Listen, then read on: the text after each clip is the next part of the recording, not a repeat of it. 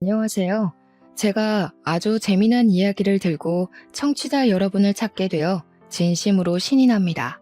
제 나이 40대, 지금은 캐나다에 정착해서 살고 있는 이민자입니다. 처음에는 내 인생이 정말 척박하다, 바람 잘 날이 없다고 생각했는데 마음의 시름을 덜고 난 지금은 아주 재미난 과거가 되었네요.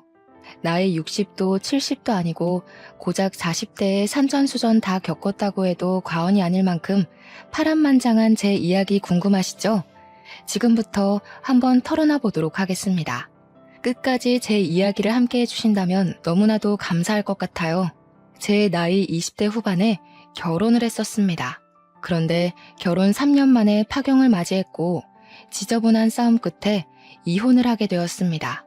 사실 싸움이라고 하기에는 억울하고 제가 일방적으로 당했다고 하는 게 정답일 것 같아요. 왜 이혼을 하게 되었는지 궁금하시죠? 지금 생각해도 어이가 없긴 한데 멀쩡한 제가 불임이라 오해를 받는 바람에 이혼을 하게 되었습니다. 정작 불임이었던 사람은 저의 전남편이었는데 그 누명을 제가 다 뒤집어 쓰게 된 거였죠. 결혼하고 정말 1년이 넘는 시간 동안 아이를 가지기 위해 안 해본 노력이 없을 정도로 힘을 썼습니다. 배란 일을 매번 체크하는 건 물론이고 한약도 먹어보고 남편과 저는 엄청나게 애를 썼어요. 시간을 정말 땅에다 버린 거나 마찬가지였죠.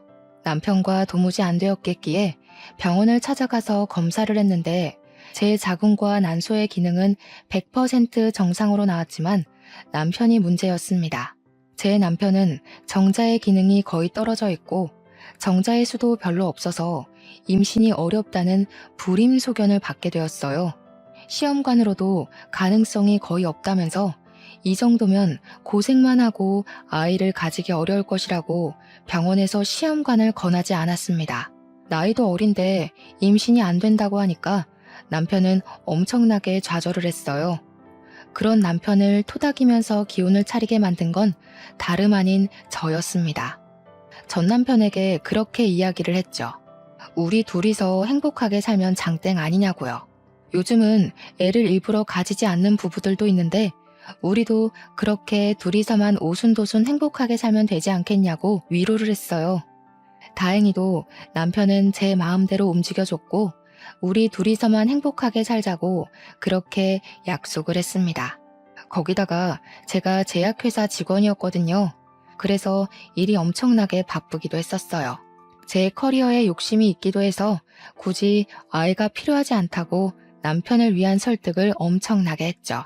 하지만 우리 둘이 그렇게 결정한 것과 달리 시댁에서는 언제 아이를 낳을 거냐, 임신해라, 손주 타령을 어마무시하게 하셨습니다. 오죽하면 제가 명절을 피하고 싶어서 명절에 특근을 신청할 정도로 시달렸으니 말 다 했죠.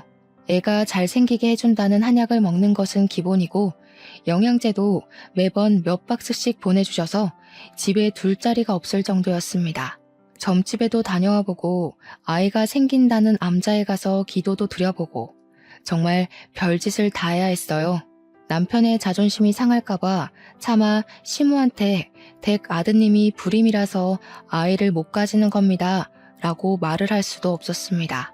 하루는 제주도에 여행을 가자고 하셔서 마지못해 따라갔더니 가서 도라르방 코를 만지면 아들을 낳는다고 했다고 차를 타고 지나갈 때 도라르방이 보이면 세워서 코를 만지게 하셨어요. 그 현무암에 제 손이 다 까지는 줄 알았다니까요.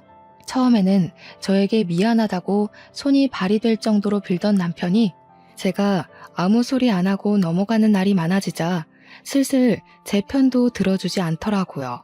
막말로 지한테 문제가 있어서 아이를 못 가지는 건데 입을 싹 닫으니까 제가 얼마나 짜증이 났겠습니까? 하루 이틀이면 몰라도 하루가 채 가기도 전에 몇 번이고 보채는데 진짜 미치겠더라고요. 그렇게 3년이란 세월을 보내고 나니까 시모가 제 탓을 엄청나게 하더라고요. 저한테 대놓고 불임이냐? 네 애 못 가지냐? 자궁이 약하냐? 하면서 살살 쪼아대기 시작하는데 몇 번이고 울컥했는지 몰라요. 제가 문제가 아니라 댁 아드님한테 문제가 있다고요. 하고 싶은데 그때마다 제 눈치를 살살 살피면서 제가 말을 할 수 없도록 남편이 이야기를 돌리곤 했죠. 그러다가 시모가 제대로 선을 넘어버린 겁니다. 처녀쪽에 얼마나 놀았으면 애도 못 가지냐고요. 제가 그 말을 듣고 더 이상 참았다가는 바보 되겠다 싶어서 남편한테 소리를 꽥 질렀습니다. 야, 네가 뭐라고 말 좀 해봐. 하니까 시모가 거품을 물더라고요. 어떻게 지아비한테 너너 할 수 있냐고요. 그 와중에 우리 남편은 시모한테 뭐라고 한 줄 아세요? 얘 몸이 그렇게 생겨먹었는데 어떻게 하냐는 겁니다, 글쎄. 그 말에 우리 시모는 제가 불임인 걸 확신했고 당장 이혼하라고 난리를 쳤습니다. 이혼하라고 난리를 치니 발등에 불이 떨어진 건 남편이었죠. 새장가를 가더라도 자기가 불임이라 애를 못 낳을 게 뻔한데 어쩌겠어요. 여태 참아주고 다독여준 저랑 평생 붙어먹고 사는 게 제 딴에는 더 편하다고 생각했겠죠. 저한테 울고불고 빌었는데 제가 왜 이 꼴을 당하면서 결혼 생활을 유지해야 하는지 모르겠더라고요. 그래서 시모한테 당당하게 이야기했죠. 제가 아주 편한 며느리였다는 거 나중에 알게 되실 거라고 당장 이혼하겠다고요. 우리 남편은 사색이 되고 저는 남편에게 이야기했습니다. 네가 다음 부인 만나서도 애를 못 가지면 너네 가족들도 그제야 잘 알게 되겠지. 새 부인 맞이해서 잘 살아보라고 했습니다. 그러고는 떡하니 이혼 서류에 도장 찍어주고 나왔죠. 저랑 이혼하고 6개월 만에 전 남편은 선을 봐서 다른 여자랑 결혼을 하긴 했다고 하던데 그 여자랑도 결국 애 못 가지고 불임인 거 까발려졌더라고 하더라고요. 저한테 조금만 참아주지 그랬냐고 연락이 오긴 했었는데 어이가 없어서 쌍욕 한번 시원하게 박아주고 차단해버렸습니다. 여기까지도 엄청 재미있으셨죠? 그런데 제가 진짜 하고 싶은 이야기는 이게 끝이 아닙니다. 저는 이혼을 한 이후에도 여전히 제약회사에 잘 근무하면서 바쁜 일상을 보내고 있었습니다. 제가 이혼했다는 이야기를 제 입으로 떠벌리고 다닌 적은 없었지만 소문으로 은근히 퍼지더라고요. 잘 끼고 다니던 결혼 반지를 빼고 다니면서 사람들이 힐끗힐끗 제 손을 관찰하기도 했고요. 해외 부서로 발령받고 싶어서 발령 신청을 냈었거든요. 그러다 보니 주위에서 암암리에 제가 이혼했다는 소식이 퍼진 것 같더라고요. 하루빨리 해외 근무지에 발령받고 싶었지만 대기도 길고 조건이 좋은지라 몇 년이 걸릴 수도 있다고 하더라고요. 좀 아쉽긴 했는데 실적을 빨리 채우고 근무만 성실하게 해도 자리가 빨리 나올 수 있다고 포기하지 말라는 상사의 말에 대기를 걸어두었습니다. 아무튼 제가 해외 발령 신청했다는 쐐기까지 박아지자 사람들이 그제야 남편은? 하고 물어보더라고요. 그래서 그냥 이혼했어 하고 말했는데 말이라는 게 그렇게 빨리 퍼지는 줄 몰랐습니다. 반나절 만에 회사 사람들 대부분이 제가 이혼했다는 소식을 전해 들었더라고요. 그러던 어느 날 옆옆 부서에 있던 돌싱남이 저랑 별로 친하지도 않은 사람인데 대뜸 이혼했어요? 하고 물어보는 겁니다. 이건 무슨 개똥 매너인가 싶어서 무슨 상관이시죠? 이렇게 대답을 했더니 머리를 긁적이더라고요. 제가 너무 직설적으로 물어봤죠? 하면서 회사에 돌싱 모임이라는 게 있는데 거기에 들어올 생각 있냐고 물어보더라고요. 처음 듣는 소리라 이게 무슨 말인가 했는데 진짜로 회사에 돌싱들끼리만 동호회를 하나 하고 있었던 거예요. 돌싱인 사람들끼리 모여서 건전한 취미 생활을 하는 모임인데 신작 영화가 나오면 3, 4, 5 모여서 같이 보러 가기도 하고 맛집 탐방도 한대요. 술을 잘 마시는 사람들끼리는 술을 마시고 술을 못 마시는 사람들은 커피를 마시면서 이혼에 대한 고찰을 나누는 모임이라는 겁니다. 근데 이야기를 듣기만 했는데도 너무 재밌을 것 같은 거예요. 다른 사람들은 무슨 이유로 이혼을 했나 궁금하기도 하고 아무튼 호기심에 가입을 하겠다고 했습니다. 돌싱들끼리 모여서 할 말이 얼마나 많겠어요. 첫 모임 날짜가 정해지기를 엄청나게 기다렸습니다. 기대하던 돌싱 모임 약속 날짜가 잡혔고 사람들끼리 만나서 카페에서 팥빙수도 먹고 영화도 보고 노래방도 가고 놀았어요. 처음 만난 자리인데도 정말 어색한 거 하나 없이 다들 잘해주셔서 적응도 금방 했답니다. 그렇게 여러 번 만남을 거치다 보니까 생각보다 사람들이 멀쩡하더라고요. 저는 좀 걱정하기도 했거든요. 문제가 있는 이혼 가정도 있을 테니까 그런 영향이 태도에서 나올 수도 있잖아요. 이야기를 들어보니까 대부분 이혼을 할 만해서 했더라고요. 누구는 남편이 도박을 해서 이혼했고, 누구는 마누라가 바람을 피워서 이혼했고, 회사 특성상 야근하는 사람들도 많고, 연구실이 한번 열리기 시작하면 집에 못 가는 일도 수두룩하니까 배우자가 바람난 경우가 꽤 많더라고요. 가정도 돌보지 못하고 더 이상 사랑하지 않아서 이혼했다는 사람들이 대부분이었어요. 그 와중에 제 눈에 딱 한 사람이 밟히기 시작했습니다. 그런데 앞불싸 그 남자가 이혼을 하게 된 이유가 글쎄 고부간의 갈등 때문이었다는 거예요. 와이프랑 시댁 식구들 사이가 걷잡을 수 없이 최악으로 치닫게 되었고 결국 와이프가 이혼 소송을 걸어서 이혼했다고 자기가 죄인이라고 하더라고요. 세상에 이혼 사유 중 최악 중에 최악 아니겠습니까? 막말로 저도 뭐 그런 이유로 이혼을 한 거긴 하지만요. 저는 당하는 입장이었고 저기는 따지고 보면 가해자 입장이나 다름없으니까요. 그래서 저는 저 남자랑은 절대 엮이지 말아야겠다고 생각했습니다. 하지만 사람 마음이라는 게 그렇게 쉽게 정리가 되고 하고 싶은 대로 이루어진다면 제가 하버드를 왜 못 갔을까요? 모임의 횟수가 늘어날수록 제가 속수무책으로 빠져들더라고요. 그런 이유가 다 따라붙는다 해도 남자가 너무 괜찮았어요. 연구실 직원이었는데 정말 똑똑하기도 했고 생긴 것도 냉기가 흐르는 미남 스타일이었다고 할까요? 약간 은퇴 안경이 잘 어울리는 지적인 이미지가 가득한 남자 있잖아요. 너무 제 취향이었습니다. 게다가 이 사람도 은근슬쩍 저한테 관심을 표현하는데 어른들의 썸이라는 게 느껴졌달까요? 몇 개월 동안 모임이 지속되면서 술자리도 몇 번 가지고 했는데 어느 날 제 옆에 앉은 이 남자가 술을 마시고 제 손을 은근히 잡아오더라고요. 그런데 그 온기가 너무 따뜻하고 포근하고 좋은 거예요. 결국 저도 마음을 열고 이 남자의 품속에 빠져들게 되었습니다.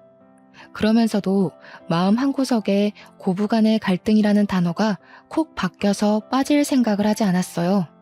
그래서 솔직하게 돌파를 하기로 마음먹었고 대놓고 이야기를 했습니다. 고부간의 갈등을 이길 자신이 없다고요. 첫 번째 결혼 또한 시어머니의 잔소리에 이혼을 하게 되었고 나는 2번이나 그 지옥을 겪고 싶지 않다고 했습니다. 그러자 저한테 그러더라고요. 자기도 절대 그런 이유로 2번 다신 이혼하고 싶지 않다고요. 자기가 든든한 벽이 되어주고 무조건적인 편이 되어줄 테니 믿어달라고 하면서 결혼을 하자고 했습니다. 제 나이 34살에 저는 바보 같게도 그 남자를 믿고 2번째 결혼을 결심하게 되었죠. 서로 결혼 이야기까지 나온 마당에 말도 안 되는 일이 발생하고 말았습니다. 바로 제가 신청했던 해외 발령이 떡하니 자리가 났다고 연락이 오게 된 것이었습니다. 이걸 같이 가자고 할 수도 없고 기러기 부부를 하자고 할 수도 없는 상황이 되어버린 것이죠. 게다가 예비 신랑은 제약회사의 꽃이라는 연구실에서 재직하는 연구원이었기에 회사의 중요한 재원이었거든요. 근데 예비 신랑도 저에게 수심이 가득한 얼굴로 할 말이 있다고 시간을 좀 내달라고 하더라고요. 오늘이 날이라는 생각이 들어서 이별을 이야기할 생각으로 퇴근 후에 회사에서 조금 떨어진 카페에 나란히 앉아 이야기를 하게 되었습니다. 먼저 이야기를 하겠다고 하더니 저에게 일을 그만둘 생각이 있냐고 물어보더라고요. 저도 제 커리어를 정말 중요하게 생각하고 있었던 터라 그래서 해외 발령을 포기할 수 없었던 거기도 했고요. 그래서 회사를 그만둘 생각은 전혀 없다. 무슨 일이냐 하고 물어보았죠. 그러니까 저한테 사실은 자기가 해외 발령이 났다면서 6개월 뒤에는 캐나다에 가야 한다고 하는 겁니다.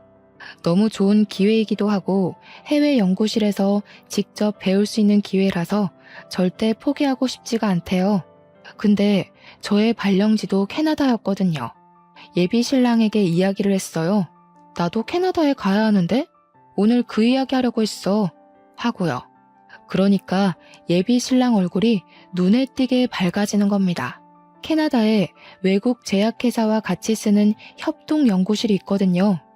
그 연구실 옆 건물이 우리 캐나다 지사고요. 같이 가면 되는 거 아니냐고, 이게 바로 하늘이 내려준 운명인 것 같다면서 6개월 안에 결혼식을 올리고 캐나다에 가자고 하더라고요. 이별을 생각하고 만나는데 결혼의 급물살을 타게 된 거죠. 그런데 결혼 이야기를 구체적으로 나누고 각자의 집에 이야기를 하기로 했는데 고부간의 갈등이 자꾸 생각나더라고요. 게다가 재혼인데 재혼까지 실패하면 제가 무슨 면목으로 부모님을 뵐 수 있겠어요. 어떻게 해야 할지 고민을 하는 와중에 예비 시댁에서 먼저 저를 보고 싶다고 연락이 왔고 고부간의 갈등을 한번 겪어보자 싶어서 만나러 나갔습니다. 엄청나게 걱정을 하면서 딱 예비 신랑 네 가족을 만났는데 이게 웬걸? 시모에게 문제가 있는 게 아니라 신우가 문제가 있더라고요.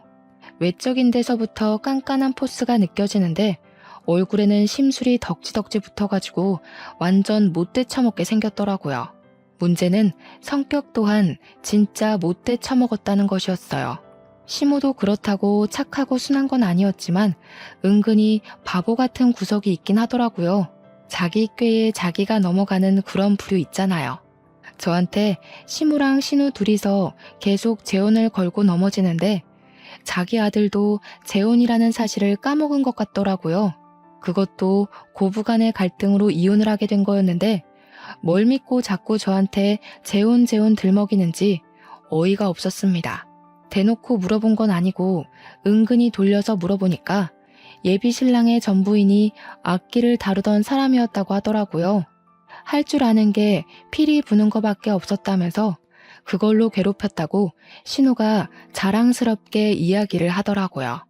전부인네 집이 꽤 부잣집이었다는데 살림 하나하나 트집 잡으면서 괴롭히니까 못 버티고 이혼하자고 한 거죠.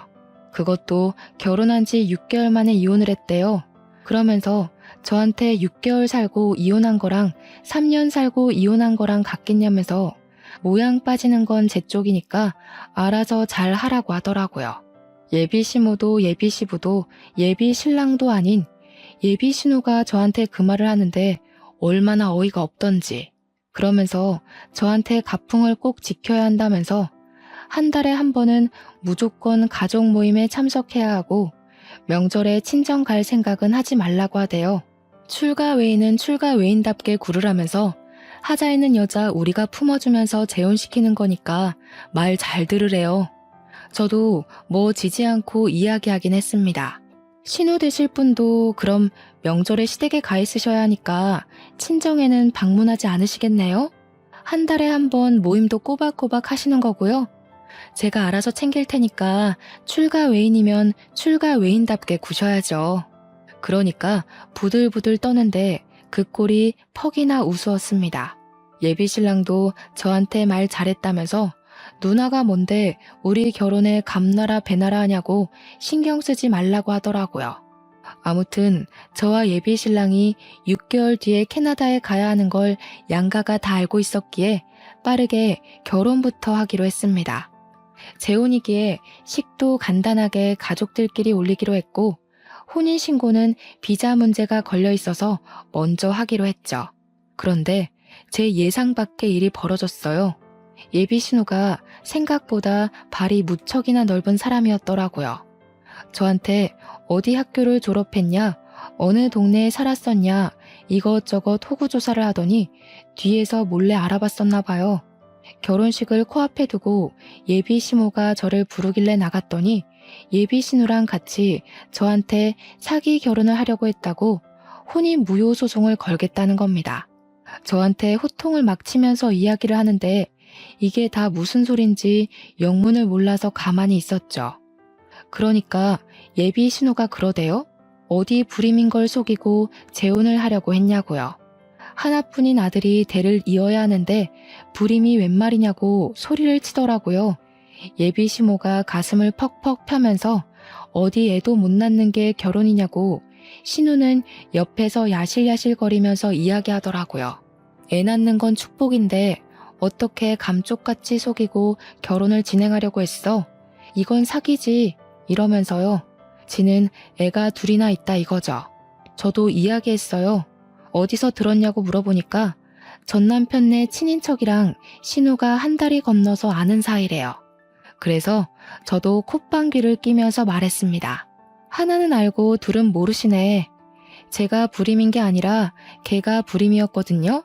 라고요. 그러니까 미심쩍어 하면서 신우가 또 어디론가 전화해서 물어보더라고요. 그러더니 큰 소리가 오고 가는데 제 말이 맞는다는 걸 확인한 것 같았어요. 전화를 끊고 나서 제가 의기양양한 표정으로 앉아 있으니까 시무랑 신우가 둘이 속닥속닥 하더니 저보고 이만 가보래요. 진짜 어이가 없어서. 제가 그대로 가면 사람이 아니잖아요. 신우한테 당당하게 사과하라고 이야기를 했습니다. 그러니까 신우가 아니 가족끼리 뭘 이런 걸로 얼굴을 붉히려고 하냐고 되려 큰 소리를 치는 겁니다. 시모는 속 시끄러우니까 이만 가보라고 손을 허이허이 젓고 있고 저도 만만하게 보이면 안 되겠다는 생각이 들어서 사과하시라고요 하고 큰 소리를 쳤어요. 그러니까 저보고 어디서 큰 소리를 내냐고 건수 잡았다는 듯이 호통을 치는 겁니다. 제가 진짜 짜증이 확 나서 앞으로 그냥 저 불임인 줄 알고 사시라고 저 남편한테 이야기해서 애 안 가지고 살게요 했습니다. 그러니까 둘 다 화들짝 놀라서는 아니 무슨 말을 그렇게 하냐고 사과하면 되잖아 할게 하더니 시모가 신우 보고 사과하라고 시키더라고요. 신우가 저한테 아니 옳게 진짜 가지가지 한다. 꼭 사과를 받아야겠어? 하는데 제가 가지가지 하는 김에 더 해볼까요? 하니까 꼬리를 내리더라고요. 그래 내가 미안해 실수했어 하고 사과하자마자 잘 알겠다고 사과를 받아줄지 말지는 생각해 보겠다고 하고 집으로 돌아왔습니다. 저와 남편이 미리 혼인신고를 하기도 했고 둘 다 해외 발령으로 준비할 게 많았던 터라 남편 혼자 살던 집에 살림을 합쳐서 같이 살고 있었거든요. 남편이 집으로 돌아오자마자 붙잡고 이야기를 죄다 털어놓았습니다. 내 전 남편의 가족이랑 신우가 어떻게 아는 사이인지는 모르겠는데 내가 불임이라고 했다면서 혼인 무효 소송을 들먹이더라 했어요. 그러니 남편의 얼굴이 사색이 되어서는 미친 거 아니냐고 난리가 났더라고요. 있는 그대로 모든 걸 설명해주고 나니까 남편이 신우한테 바로 전화 걸어서 누구 앞길을 망치려고 하는 거냐고 화를 냈어요. 입 한 번만 더 놀렸다가는 주둥이를 확 꿰매버릴 거라고 앞으로는 조심하라고 난리를 치더라고요. 다음날 신우가 나한테 연락 와서는 일을 왜 크게 만드냐고 핀잔을 주더라고요. 자기가 사과한 걸로 끝냈으면 됐지 굳이 가족 간의 분란을 만들 필요가 있었냐고 자기 할 말만 하더라고요. 그래서 저는 그냥 살포시 무시해버렸습니다. 우리 집에서는 사위랍시고 100년 손님 대접해주는데 저는 무슨 시댁의 평생 노예, 몸종 이런 건 아니잖아요. 저도 한번 이혼해보고 나니까 제 성격대로 살아야 마음도 편안하고 몸도 편안하다는 걸 깨닫게 되었고요. 그래서 그냥 캐나다 가기 전까지 내가 하고 싶은 대로 살아야겠다 싶어서 막 나갔습니다.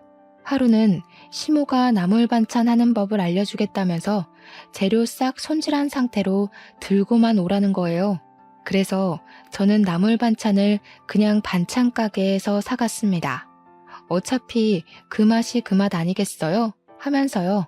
요즘 반찬은 만들어 먹는 것보다 사서 먹는 게 더 싸게 먹히는 거 아니겠냐고 반찬 무더기로 사오니까 시모가 입만 뻐끔뻐끔 하더라고요.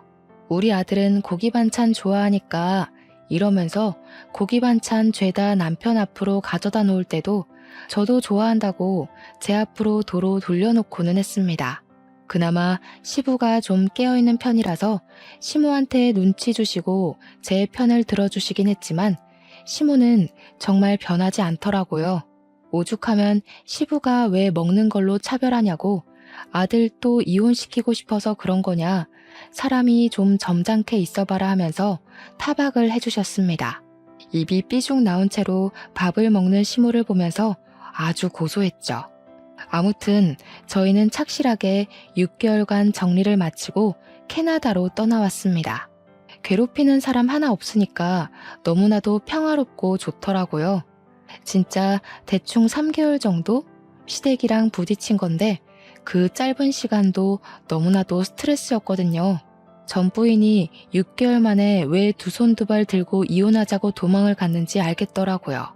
캐나다로 이사와서 우리가 부부라는 이유로 3인이 함께 쓰는 아파트 사택을 회사 측 배려로 내어주었어요. 집도 넓고 편하고 진짜 최고였습니다. 캐나다가 춥긴 하지만 공기도 너무 좋고 어딜 가도 자연 경관이 장관이고 남편이랑 너무 행복했어요. 혹시 워라벨이라는 말 아세요? 워크라이프 밸런스가 어찌나 좋은지 퇴근도 칼퇴근이고 실적 가지고 쪼아대는 것도 없고, 물론 그만큼 스스로 잘해야 하는 것 환경인 것도 맞지만 한국에서 뼈를 갈아 넣으면서 일했던 경력을 생각하면 여기서는 충분히 하고도 남겠더라고요. 그렇게 우리는 3년간의 해외 계약을 잘 마치고 한국으로 돌아가 보자 하는 마음으로 살았습니다. 물론 임신 계획은 3년 뒤로 미루게 되었죠. 제가 임신을 하게 되면 육아휴직을 내야 하는데 발령까지 와서 그러면 민폐니까요. 캐나다에 와서 처음으로 여름 휴가철이 다가왔어요. 남편과 저에게 2주라는 휴가 기간이 주어졌고 첫 휴가이니만큼 한국에 다녀올까 싶어서 고민을 하고 있었습니다. 우리 엄마 아빠도 보고 싶고 솔직히 시댁 식구들은 별로 보고 싶지 않았지만 친구들도 보고 싶고 한국 음식도 먹고 싶었거든요. 해외 지역 특성상 한식이 좀 비싸서 원 없이 먹기에는 힘들었거든요. 근데 때마침 신우에게 연락이 오더라고요. 휴가 일정이 어떻게 되냐고 물어보더니 대뜸 우리가 캐나다에 안 가봐서 가보고 싶거든 하시는 겁니다. 시모가 우리 사는 것도 궁금하다고 했고 겸사겸사 2주일 정도 캐나다에 가려고 하는데 괜찮지? 하는데 괜찮을 리가 있나요? 저희는 한국 가려고 했다고 이야기를 했더니 그러면 곤란한데? 우리 이미 비행기 티켓 다 끊었어 하는 거예요. 아니, 일정 조율을 미리 하자는 것도 아니고 이미 비행기 티켓 끊었다고 통보하는 건 어디서 배워먹은 버릇인지. 신우는 한술 더 떠서 날짜를 말해주더니 이날 가니까 일정 비워놓으라고 하더라고요. 옆에서 남편은 이러지도 못하고 저러지도 못하고 발만 동동 구르는데 뭐 어쩌겠습니까? 이미 비행기 티켓까지 다 끊어놨다고 하는데 겨울 휴가 때 한국에 들어가자고 꼭꼭 약속을 했죠. 그런데 이 미친 신우가 캐나다에 왔는데 글쎄 아이들 둘에다가 시모까지 넷이서만 덜렁 온 거예요. 그러더니 숙소도 일부러 안 구했다면서 너네 아파트에서 지내면 되겠지? 안내해 하더라고요. 이게 웬 날벼락인가 싶고 진짜 미쳐버리는 줄 알았습니다. 2주일이라는 긴긴 시간 동안 제가 뭐 했는지 상상이 가시나요? 삼시세끼 신우 시모의 애들 둘 밥 가져다 챙겨야만 했습니다. 남편은 관광지를 돌아다니느라 하루 종일 운전만 했고요. 무려 2주일이나 얻은 휴가인데 남편과 둘이 보낼 시간이 단 1시간도 없었다면 믿어지십니까? 진짜 휴가 날짜 꽉 채워서 왔더라고요. 여기가 밴쿠버인데 토리노에 가고 싶다고 하지를 않나. 로키 산맥을 꼭 보고 가야겠으니 운전을 하라고 하질 않나. 여기서 20시간을 운전해야 갈 수 있거든요. 어디서 유명하다는 관광지는 죄다 알아오긴 했는데 우리 집에서의 거리는 전혀 생각하지 않은 관광지들이었습니다. 남편이랑 저랑 거절하는 것도 하루 이틀이지 정말 2주일 내내 지옥 같은 시간을 맛봐야 했어요. 그것뿐이면 제가 말을 하지도 않죠. 신우랑 시모는 쇼핑하러 가야 한다고 남편 끌고 나가서 운전기사 시키고 저는 애들을 돌보라는 겁니다. 이참에 조카들한테 영어도 가르쳐주고 하라는데 조카들이 초등학교 1학년, 3학년이었거든요. 애들이 제 말을 듣겠습니까? 정확하게 신우의 주니어였어요. 한마디로 개망나니 같은 녀석들이었다 이거죠. 신우랑 시모랑 남편이 나가고 애들 둘이랑 저랑 셋이 남았는데 저한테 딱 그러더라고요. 왜 숙모, 나한테 잘해야 할걸요? 저한테 잘 안 하면 할머니가 잔소리할 거니까. 우리 엄마도 워낙 극성 맞잖아요. 이러는데 진짜 맘 같아서는 이마에 딱밤이라도 때리고 싶은 심정이었습니다. 도대체 초등학교 3학년이 뭐 저리 발랑 까졌는지 답도 없더라고요. 그러더니 저한테 떡볶이가 먹고 싶으니까 당장 떡볶이를 만들어 오라는 거예요. 여기가 무슨 슈퍼에서 떡을 파는 것도 아니고 떡을 어디서 구해온다는 말입니까? 둘째 조카는 왜 숙모 저랑 말타기 놀이에요. 빨리 엎드려요. 이러고 있고 진짜 죄 없는 남편 멱살 잡을 뻔했습니다. 우리 친정 부모님도 사위 불편할까봐 캐나다 놀러 오겠다는 소리 한 번 없으신데 해도 너무하잖아요. 아무튼 쇼핑 나간 셋이서 저녁까지 먹고 들어오겠다고 하면서 저보고 애들 밥 좀 잘 챙겨주라고 신우가 신신당부를 하대요. 짜증나서 라면 끓여 먹었습니다. 그랬더니 집으로 돌아와서는 왜 숙모식이나 돼서 스테이크 구워줄 생각은 안 하고 라면이나 먹인다고 지랄지랄을 하더라고요. 제가 너무너무 빡이 치잖아요. 집에서 노는 사람도 아니고 나도 일하는 사람이다. 겨우 받은 여름 휴가인데 누구 뒤치다꺼리를 하는 거냐고 했죠. 신우한테도 대놓고 이야기를 했어요. 여기 와서 쇼핑하는 데만 돈 썼냐고요. 애들 데리고 나가서 스테이크를 사 먹이라고 했죠. 우리도 좀 사주고 하라고 여기 와서 숙소 제공하고 관광지도 다 모시고 다녔는데 수고비는커녕 기름값이라도 준 적 있냐고요. 그랬더니 시모가 가족끼리 뭘 그리 계산적으로 나오냐고 애들이 라면 먹으면 몸에 안 좋으니까 하는 소리지 하는 거예요. 그래서 저도 몸보신하고 싶으니까 몸에 좋은 것 좀 사오시라고 했죠. 그렇게 열이 뻗치는 2주일을 보내고 남편이 신우랑 시모한테 신신당부를 하더라고요. 다음 휴가 때부터는 우리가 한국에 나갈 예정이니까 절대로 캐나다 올 생각하지 말라고요. 여기 회사 사택이라 이렇게 많은 사람들이 묵는 것도 당연히 안 되고 시끄럽게 굴면 안 된다고 조카들 때문에 아랫집에서 항의도 들어왔다고 살벌하게 이야기를 했습니다.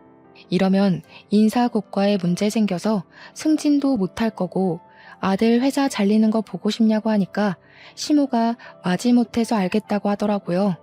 신우는 세상 빡빡하게 군다고 대기업 너만 다니냐고 구시렁거리는데 신우네는 대기업 다니는 사람 없거든요. 겨울 휴가 때는 일정을 미리 공유하지 않기도 했고 남편이 했던 말이 있어서 그런지 캐나다에 오겠다는 소리가 없더라고요. 그래서 준비했던 대로 한국에 나가서 국내 여행을 쭉 돌았습니다. 시댁에는 딱 하루만 갔고 남편이랑 둘이 제주도도 다녀오고 친정에서도 며칠 쉬고 친구들도 만나고 했어요. 시모만 우리 아들 한국 왔는데 왜 이렇게 얼굴 보기가 힘드냐고 우는 소리를 했는데 남편이 쉬러 온 거니까 집에 안 갈 거라고 못을 박더라고요. 그래도 마음에 걸리긴 했는지 혼자 시댁에 하루 갔다 오더니 저한테 안 따라가길 잘했다고 하대요. 시모가 며느리 일 시키려고 잔뜩 준비를 해놨더래요. 제가 안 가서 신우랑 시모가 일 다 했다면서 다음에도 가지 말라고 하더군요. 겨울을 한국에서 잘 보내고 다시 캐나다로 들어와 회사 일에 치여 엄청 바쁘게 지냈습니다. 그렇게 또 여름 휴가가 왔는데 남편이 이번에는 미국으로 가서 휴가를 보내고 오자고 하더라고요. 그런데 아니나 다를까 신우한테서 연락이 오더라고요. 이번 여름 휴가는 언제냐고요. 저희 미국 갈 거예요 하고 이야기하니까 그러면 곤란한데 이러더니 우리 애들 좀 보내려고 했다고 캐나다에서 영어 배우면 좋잖아. 아니면 미국으로 보낼까? 데리고 좀 갔다 와 하는 겁니다. 한 달 정도 보낼 테니까 케어 좀 부탁한다고 하는데 남편이 전화를 빼앗아 말했어요. 우리 휴가 2주일밖에 안 되고 미국 갈 건데 무슨 한 달 동안 보내겠다는 미친 소리를 하고 있냐고 했죠. 그러니까 신우가 뻔뻔하게 우리 애들 다 커서 밥만 잘 챙겨주면 되니까 미국은 다음에 가라는 거예요. 남편이 보내기만 해보라고 공항에서 국제 미아되는 꼴 보고 싶으면 그렇게 하라고 했더니 신우가 가족끼리 너무하다고 난리더라고요. 그렇게 여름 휴가는 남편과 저와 둘이서 미국 여행을 잘하고 돌아왔습니다. 캐나다도 좋은데 미국도 진짜 좋더라고요. 그 다음 휴가 때 진짜 진상 신우의 제대로 된 모습을 볼 수 있었습니다. 이번에는 신우도 작정을 했는지 갑자기 연락이 와서는 우리 애들 내일 캐나다 들어가니까 공항에서 픽업 좀 하라는 거예요. 제가 놀래서 애들끼리 온다고요? 했더니 다 컸으니까 상관없다고 밥 잘 챙겨주고 숙제 좀 도와주고 영어 공부도 시켜줘 하고는 끊더라고요. 남편이 열받아서 계속 전화를 걸었는데 그 뒤로는 아예 남편 전화도 제 전화도 수신 거부를 했는지 받질 않았습니다. 남편이 찜찜하니까 어쩔 수 없이 공항에 나갔는데 진짜로 몸만한 캐리어 2개를 질질 끌고 조카들 2명이 덜렁 캐나다에 온 거예요. 남편이 너네 언제 돌아가냐고 물어보니까 1달 뒤에 간다고 하더래요. 숙제에 영어책에 한아름 짐을 들고 왔는데 제가 이걸 다 언제 하냐고 물어보니까 외숙모랑 하면 된다던데요? 하고 있더라고요. 진짜 1달 동안 제가 애들 수발을 다 들었는데 진심으로 아이 낳는 게 왜 축복인지 모르겠더라고요. 초등학교 2학년, 4학년이 제 말을 들어줄 리도 만무하고 죽는 줄 알았습니다. 애들은 햄버거 먹고 싶다, 피자 먹고 싶다 난리도 그런 난리가 없는데 진짜 애들 손에 $100 한 장도 안 쥐어 보냈더라고요. 그러면서 첫째 조카가 뭐라는 줄 아시나요? 엄마가 메이플 시럽을 사오라고 했다며 사흘 목록을 적어줬다고 종이를 건네더라고요. 무슨 캐나다 화장품에 생필품에 조미료에 많기도 더럽게 많더라고요. 애들한테 웃으면서 돈은 가지고 왔냐고 물어보니까 외숙모가 사줄 거라고 했어요 하는데 진짜 신우 머리채 잡고 싶었습니다. 그래서 그냥 저도 될 대로 되라 하고 하나도 안 사줬어요. 남편도 열받았는지 왜 그런데 우리 돈 쓰냐고 사주지 말라고 했고요. 그런데 애들 밥을 굶길 수는 없지 않겠어요? 그래서 밥만 정말 덜렁 해줬습니다. 저희도 1달 내내 휴가를 받을 순 없어서 출근을 해야 했거든요. 출근할 때는 애들한테 알아서 집 보라고 그러고 나갈 수밖에 없었죠. 근데 집에만 돌아왔다 하면 집이 개 난장판이 되어 있는 거예요. 자기들끼리 뭐 해먹겠다고 난리를 친 건지 하루는 주방이 완전 밀가루 범벅이 되어 있었습니다. 화가 나서 너네 이게 다 뭐 하는 짓이니?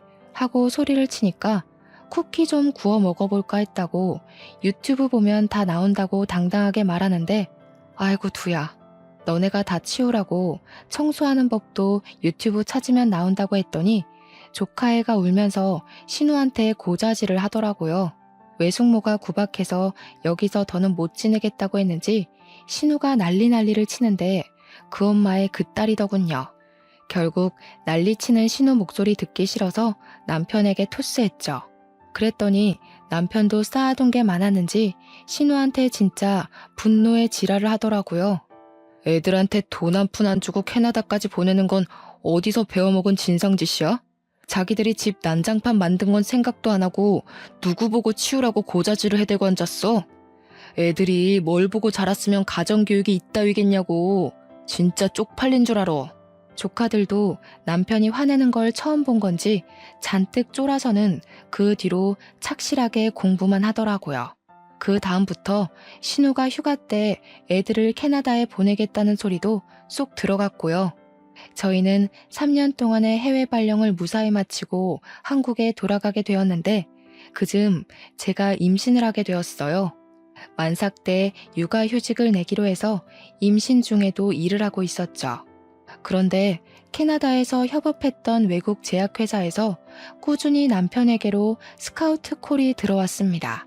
우리 남편의 연구가 마음에 들었다고 연봉 협상도 원하는 대로 해주겠다고 하는데 한국 생활보다 캐나다 생활이 좋았던 터라 고민이 되더라고요. 그래도 일단 임신 중이니까 조금 더 고민을 해보기로 했어요. 애 키우기는 한국만한 곳이 없으니까요. 아무튼 한국에서 살 집은 친정 옆으로 정했습니다. 제가 임신을 했다는 게 크게 작용해서 친정 근처로 온 건데 시댁에서 난리가 난 거예요. 시댁 근처로 와야지 우리 아들을 엄한데 뺏기게 생겼다고요. 남편은 시댁 근처 가면 피곤해진다고 싹 무시했어요. 그렇게 임신 18주쯤 되었을 때 일이 터지고 말았습니다. 시무랑 신우가 마사지를 가야겠다면서 저에게 애들을 봐달라고 하더라고요. 애들도 초등학교 6학년, 4학년이었으니까 대충 숙제만 시키면 된다고 하길래 알겠다고 했죠. 근데 제가 임신을 하고 나니까 시도 때도 없이 졸린 거예요. 그래서 소파에서 잠시 자고 있었는데 둘째 조카가 숙제 다 했다고 놀아달라고 저를 깨운 거죠. 너무 푹 잠들었던 터라 잠이 덜 깬 상태로 왜 하고 있는데 일어나 보라고 하면서 둘째 조카가 제 배 위로 올라타선 심한 응석을 부렸습니다. 그런데 순간 배가 너무 아파서 눈앞이 핑 돌면서 배가 미친 듯이 땡기고 식은땀이 줄줄 나는 거예요. 30시간 같은 3분이 지났는데 배가 괜찮아지지 않고 점점 뭉치는 느낌이 들고 아랫배가 찢어지는 느낌에 땅바닥에 주저앉고 말았는데 조카 2명이 저를 손가락질을 하더라고요. 와, 아픈 척 지리고 오지고. 이 말을 내뱉는데 순간 눈물이 줄줄 나는 겁니다. 때마침 시부가 집에 왔고 제가 배를 붙잡고 대굴대굴 구르는 걸 보고 급하게 119를 불렀어요. 병원에서 하는 말이 정말 큰일 날 뻔했다고, 아기가 튼튼하고 산모의 자궁이 튼튼해서 버틴 거라고, 하마터면 유산할 뻔했대요.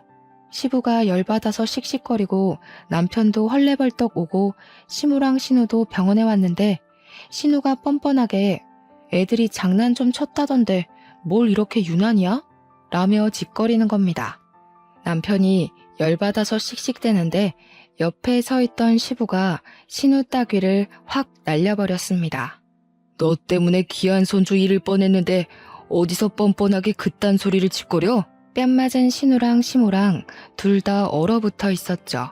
엄마고 누나고 꼴도 보기 싫어. 당신네들 꼬락서니 보기 싫어서 우리 이민 갈 거야. 찾아올 생각도 하지 말고 연락도 하지 마. 진즉에 내가 첫 번째 이혼을 했을 때 인연을 끊었어야 했어. 그 말에 시모가 사색이 돼서 아들아 하는데 시부가 당신은 아들이라 부를 자격도 없다고 고래고래 화를 냈어요. 우리 친정 부모님도 소식 듣고 오셔서는 열받아서 시모한테 한 소리 하시더라고요. 도대체 가정교육을 어떻게 시켰길래 줄줄이 집안 망신을 이리도 시키십니까? 2번 다신 우리 딸한테 연락도 하지 마세요. 내가 우리 사위 봐서 참는 겁니다. 시부가 고개 숙이고 죄송하다고 이야기하고 신우랑 시모 보고도 사과하라고 호통을 쳐서 결국 신우랑 시모도 저한테 무릎 꿇고 사과를 했습니다. 아마 우리 부모님이나 시부 아니었으면 사과도 안 하고 뻔뻔하게 굴었겠죠. 물론 저도 그 사과를 받아주진 않았습니다. 결국 안정이 필요하다는 말에 저는 육아휴직을 일찍 쓰려고 했고 남편은 진지하게 이민을 가자고 했습니다. 남편이 연봉이 오를 테니 생활비 걱정은 안 해도 될 것 같다며 캐나다에서 재취업 준비를 하는 게 어떻겠냐고 했어요. 결국 저희는 이민을 결정했고 시부에게만 이야기를 했습니다. 빠르게 한국 생활을 정리하고 남편은 스카우트 제의가 왔던 외국 제약회사에 취직을 했고 저는 출산을 무사히 마쳤답니다. 친정엄마가 캐나다로 오셔서 3개월 동안 몸조리 해주시고 돌아가셨고요. 아이도 꽤 컸고 저는 재취업 준비를 해서 좋은 회사에 취직도 하게 되었습니다. 시모랑 신우는 어떻게 되었냐고요? 그 뒤로 저한테는 물론이고 남편한테까지도 연락을 못하게 되었죠. 남편이 모조리 다 차단했거든요. 근근히 시부를 통해서만 안부를 전하며 살고 있는 중입니다. 여러분도 참고만 살지 마시고 꼭 하고 싶은 말은 다 뱉으면서 삽시다. 제 이야기를 들어주셔서 감사합니다.